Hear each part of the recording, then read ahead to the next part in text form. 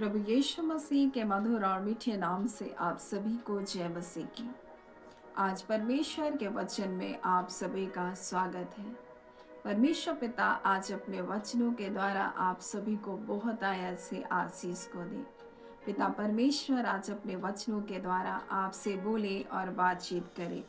दूसरा कुरिन्थी 13 अध्याय उसके 5वें पद को आज हम मनन करेंगे और निश्चय करके परमेश्वर पिता इस वचन के द्वारा आपके जीवन को बहुत आयत की आशीषों से भरने जा रहे हैं। मैं ये विश्वास करती हूँ इस वचन के द्वारा परमेश्वर अद्भुत जय और छुटकारे को आज ही के दिन आपके जीवन में देने जा रहे हैं। आप अपने जीवन में अद्भुत भलाइयों को आज ही के दिन प्राप्त करने जा रहे हैं। मेरे प्रियो, परमेश्वर आज का परमेश्वर है, अभी का परमेश्वर है। हाँ, वो आज और कल और युगान युग एक समान है मेरे प्रियो। और जिस घड़ी हम उसके ऊपर विश्वास करते हैं, उसके वचनों के ऊपर विश्वास करते हैं, वो हमारे जीवन में अद्भुत विजय को देता है। चाहे हम किसी भी हालात, किसी भी परिस्थितियों से होकर क्यों ना गुजर रहे हो, चाहे हमारे सोच विचार में कैसे ही द्वंद्व क्यों ना चल रहे हो, चाहे हम कितने निराशाओं में होकर गुजर रहे हो, आज के दिन कितने दुखों से होकर गुजर रहे हैं, परंतु मेरे प्रियो, मैं आज विश्वास करती हूँ कि परमेश्वर इस वचन के द्वारा आपके जीवन में बड़ी विजय को देने जा रहा है। जब हम दूसरा कुरिन्थी 13 अध्याय के 5 में पढ़ते हैं तो लिखा, अपने आप को परखो कि विश्वास में हो कि नहीं। कई बार हम कहते हैं हम विश्वास करते हैं प्रभु, हम विश्वास करते हैं प्रभु, लेकिन हम अपने जीवन में कोई भी उसका उत्तर को नहीं देख पाते। और इसलिए तो यीशु मसीह सिखा रहे थे अपने चेलों को कि जब तुम प्रार्थना करना और मांगना, और जब तुम मांगना तो इस बात की प्रतीति करना कि वो तुम्हारे लिए हो गया है। संदेह मत करना, क्योंकि संदेह करने वाला कुछ भी नहीं पाता है, परंतु जो कुछ तुम मांगोगे उसके ऊपर तुम संदेह मत करना। अपने कहे के ऊपर भी संदेह मत करना। जो कुछ तुम प्रार्थना में मांग रहे हो और वो तुम्हारे लिए हो जाएगा। और इसलिए आज परमेश्वर का वचन हमें बताना चाहता है, अपने आप को परखो कि तुम विश्वास में हो कि नहीं। अपने आप को जांचो, क्या तुम अपने विषय में या नहीं जानते कि यीशु मसीह तुम में है। अपने आप को जांचो, अपने आप को परखो, क्या तुम नहीं जानते कि यीशु मसीह तुम में है। और यही बात तो पहला कुरिन्थी में भी इस प्रकार से कहता है, क्या तुम नहीं जानते तुम्हारा देह मेरे पवित्र आत्मा का मंदिर है। मेरे प्रिय, संसार में विजय पाने वाला कौन है? जिसका विश्वास यीशु मसीह के ऊपर है, जो यीशु के ऊपर विश्वास करता है और यीशु मसीह के ऊपर विश्वास करता है कि वो हम में है। मेरे प्रियो, हमने मसीह को पहना है। हर विजय मसीह यीशु के द्वारा हमारे जीवन में है। हर प्रकार का छुटकारा आज यीशु मसीह के द्वारा हमारे जीवन में है।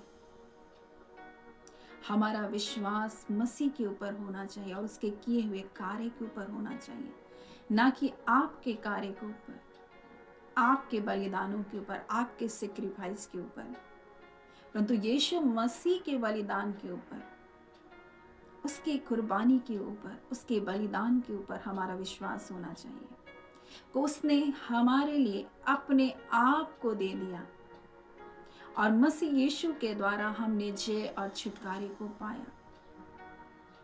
हम बंधनों से आजाद कर दिए गए हैं।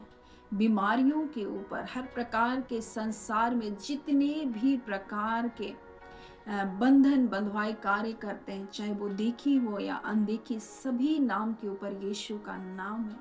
हर बीमारियों के ऊपर यीशु का नाम है। इसलिए आज अपने आप को परखने की आवश्यकता है कि हम विश्वास में हैं कि नहीं है।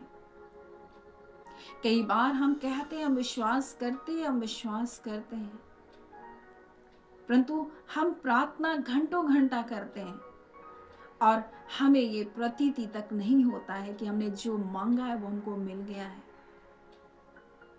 हमें प्रतीति कर लेना है कि ये हमारे लिए हो चुका है और आपके लिए वो हो जाएगा। परमेश्वर का वचन कहता है हम नहीं तो दर दर भटकते रहेंगे। और आज परमेश्वर हम हमारे जीवन के लिए चाहता है कि हम मसीह में जो हमारे जीवन में हमें सामर्थ दिया गया, हम उस सामर्थ को पहचानें, हम जांचें अपने आप को, हम परखें अपने आप को। परमेश्वर का वचन कहता है, क्या तुम नहीं जानते हो?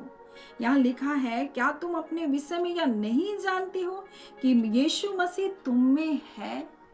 एक सवाल है, क्या तुम नहीं जानते हो? क्या तुम नहीं जानते हो कि जिसने यीशु मसीह का बपतिस्मा लिया, उसने मसीह को पहन लिया है। अब मसीह के देह में कोई श्राप, कोई बीमारियां, कोई बंधन, कोई बंधुआई, कोई कर्ज, कोई प्रकार का शत्रु का अटैक काम नहीं कर सकता है। परमेश्वर का वचन यही तो कहता है, विश्वास के द्वारा तुम जय पाओगे। जो हमारा विश्वास मसीह के ऊपर, हम उसके द्वारा हम जय को पाते हैं, ना कि हमारे कार्य के कारण हम जय को पा रहे हैं। मेरे प्रियो, जब हम परमेश्वर के वचन के ऊपर हम विश्वास करते हैं कि परमेश्वर का वचन, परमेश्वर की प्रतिज्ञा जो हमारे लिए दिया गया है, जब हम उसको बोलते हैं, प्रार्थनाओं में जब हम उसको मांगते हैं, तो क्या हम प्रतीति नहीं करते कि वो हमारे लिए हो गया है? क्योंकि परमेश्वर का वचन कहता है उसकी हर एक प्रतिज्ञा हाँ और उसके साथ आमीन भी हुई है। तो जब हम प्रार्थना करते हैं तो हमको विश्वास करना है कि मेरे प्रिय वो हो चुका है और हो जाएगा। परमेश्वर का वचन कहता है। हम कई बार अपने अधिकारों को नहीं जानते मेरे प्रियो, और इसलिए यहाँ परमेश्वर का वचन कहता है, नहीं तो तुम जांच में निकम्मे निकले हो। मेरे प्रियो, परमेश्वर का वचन कहता, नहीं तो तुम जांच में निकम्मे निकले हो। और यही बात तो यीशु मसीह ने एक अन्यायी न्यायाधीश के पास एक विधवा बारंबार आकर के रोज दिन मेरा न्याय चुका करके प्रार्थना करने के विषय में सिखाया कि तुम प्रार्थना में हियाव मत छोड़ना। लेकिन अंत में यीशु मसीह कहता है, क्या जब वो आएगा तो विश्वास को पाएगा? हमें अपने विश्वास की रखवाली करना है विपरीत परिस्थितियों में, और हमको वचन की सत्यता पर खड़े रहना है। जितनी भी बातें हैं मेरे प्रिय, बीमारी आज है कल नहीं होगा, क्योंकि मेरे प्रियो परमेश्वर का वचन सत्य है। और हम जब कहते हैं कि यीशु के कोड़े खाने से हम चंगे हो गए हैं, हो चुके हैं मेरे प्रियो। हमें उस सत्यता पर बने रहना है, खड़े रहना है, हमें डिगना नहीं है। परमेश्वर का वचन कभी भी टला नहीं जा सकता है। रिपोर्ट बदल जाएगी, हालातें बदल जाएगी मेरे प्रियो, क्योंकि परमेश्वर का वचन अटल है। और जब उसने हमें आशीष देने की प्रतिज्ञा दी है, तो अब कोई श्राप हमारे जीवन में काम नहीं कर सकता है। विधि का वो लेख हमारे नाम पर और हमारे विरोध में लिखा तो गया था मेरे प्रियो, परंतु यीशु ने क्रूस पर टंग कर उसका खुल्लम खुल्ला तमाशा बना दिया। अब कोई श्राप, कोई बंधन, कोई बंधुआई, कोई जादू, कोई टोना, कोई शैतान की युक्ति, कोई षड्यंत्र आपके जीवन को बंधनों में बांध कर नहीं रख सकती है। इसीलिए परमेश्वर का वचन कहता है, मसीह यीशु में हम जब स्वतंत्र किए गए, हम इसी स्वतंत्रता के विचारों में, हम इस स्वतंत्रता के इन वचनों पर हम बने रहें। हम फिर से ये ना छूना, वो ना करना, ऐसा ना करना कि हम बंधनों में ना जाएं। हम पुरानी रीति विधियों में, उन चीजों के अनुसार हम अपने जीवन को ना जिए। आज भी लोग भटक रहे हैं मेरे प्रियो, आज भी लोग झाड़ फूक कराने में, लोग इसके पीछे उसके पीछे जा रहे हैं। जब मसीह यीशु में बहुत सारे लोग आने के बाद ऐसा जीवन को जीते हैं, तो वो क्या है, जांच में निकम्मे निकले हैं। अपने आप को जांचें, अपने आप को परखें कि आप किस ओर जा रहे हैं। नहीं तो मेरे प्रियो, हम मसीह यीशु पर विश्वास करने के द्वारा और उसके बाद भटक जाने के बाद हमारा मन फिराने के लिए और कोई दूसरा मौका नहीं। हम अनुग्रह से गिर जाएंगे मेरे प्रियो, परंतु आज जो अनुग्रह हम पर मसीह यीशु के द्वारा हुआ, उस अनुग्रह को हम पहचाने, क्योंकि मसीह के द्वारा हमने जय को पाया है, मसीह के लहू के द्वारा हमने छुटकारे को पाया है। और एक बार यीशु मसीह के पास एक सूबेदार आया, जिसके बारे में हम इस प्रकार से देखते हैं मत्ती और उसके 8वें अध्याय में। और सूबेदार इस प्रकार से यीशु के पास आकर कहा, हे प्रभु, मेरा सेवक घर में लकवा का रोग से बहुत दुखी पड़ा है। एक अच्छा सूबेदार है जिसको अपने सेवक की भी चिंता है। मेरे प्रियो, आज कई लोग अपने घर के लोगों की भी चिंता नहीं करते, अपने अपने लोगों की भी चिंता नहीं करते, परंतु एक अच्छा सूबेदार है और वो कहता है, मेरा सेवक घर में लकवास के रोग से बहुत दुखी पड़ा है। उसने उनसे कहा, मैं आकर उसे चंगा करूंगा। सूबेदार ने कहा, हे प्रभु, मैं इस योग्य नहीं हूं। मेरे प्रियो, कि वो कहता है, तू मेरे छत के तले आए, केवल मुख से कह दे, मेरा सेवक चंगा हो जाएगा। एक नम्र व्यक्ति है और अधिकार को पहचानता है। वो कहता है, मैं भी पराधीन मनुष्य, एक से कहता है जा तो जाता और आ तो आता है। यीशु ने इसके विश्वास को देखकर क्या कहा, मैंने इजराइल में भी ऐसा विश्वास नहीं देखा। मेरे प्रियो, आज परमेश्वर इन्हीं गुणों को हमारे जीवन में देखना चाहता है। प्रेम हमारे जीवन में होना है। मेरे प्रियो, सबसे पहले प्रेम, और वो मसीह के प्रेम के द्वारा ही वो प्रेम हमारे अंदर आता है। मेरे प्रियो, और यहां पर हम देखते हैं वो कहता है यीशु मसीह से, मैं इस योग्य नहीं हूं कि तू मेरे छत के तले आए। एक नम्र आत्मा वाला, मेरे प्रियो, वो परमेश्वर की महिमा को प्राप्त करता है। आज हमें नम्र होने की जरूरत है। कई बार मेरी बुद्धि, मेरा ज्ञान, मेरी समझ, मेरी ताकत हमें विश्वास करने से रोकती है।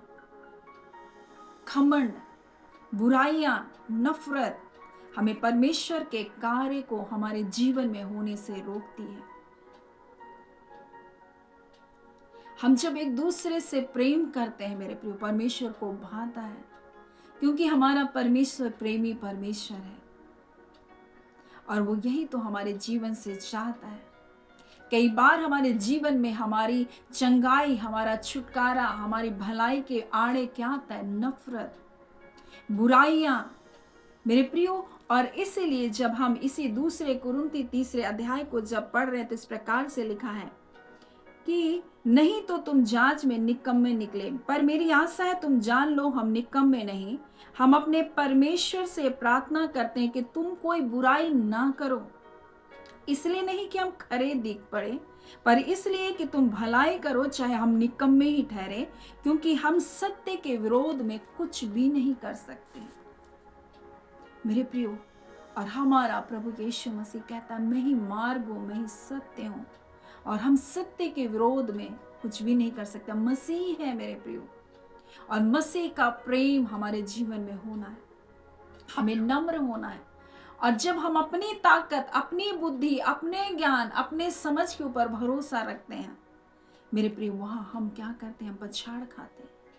परंतु जब इस सूबेदार के जैसा वो कह रहा है, मैं इस योग्य नहीं प्रभु कि तू मेरे छत के तले आए, केवल मुख से कह दे तो मेरा सेवक चंगा हो जाएगा। यीशु ने मुड़ करके देखा, अपने लोगों से कहा, यहाँ पर कहता है, यीशु अचंभा हुआ और जो उसके पीछे आ रहे थे उनसे कहा, मैं तुमसे सच कहता हूं, मैंने इज़राइल में भी ऐसा विश्वास नहीं पाया। आज हमें विश्वास करना है उसके वचनों के ऊपर, उसके शब्दों के ऊपर विश्वास करना है कि वो कहता है कि मेरे कोड़े खाने से तुम चंगे हो गए, तो मेरे प्रियो हम हो गए। इसी मत्ती 8वें अध्याय के 17 में लिखा है, जो वचन यशायाह भविष्यवक्ता के द्वारा कहा गया था वह पूरा होगा, कि उसने हमारी दुर्बलताओं को ले लिया और हमारी बीमारियों को उठा लिया। अगर आज इस वचन के ऊपर आप विश्वास करें तो इसी घड़ी चंगाई आपके जीवन में काम कर रही है मेरे प्रियो, कि उसने हमारी दुर्बलताओं को उठा लिया है, हमारी बीमारियों को उठा लिया है, हमें चंगाई को दे दिया उसने कोड़े की मार को खाकर। वो हमारे लिए कंगाल बना ताकि मसीह यीशु में हम धनवान किए जाएं। तुम उसके अनुग्रह को तो जानते हो, मसीह यीशु में वो सब प्रकार का अनुग्रह को देने वाला प्रभु है, ताकि हमें किसी भी भली वस्तु की घटी और कमी ना हो, और सब कुछ जो हमें आवश्यक है बहुतायत से हमारे पास हो। उस अनुग्रह को जाने, पहचाने, उसके वचनों की प्रतीति करें।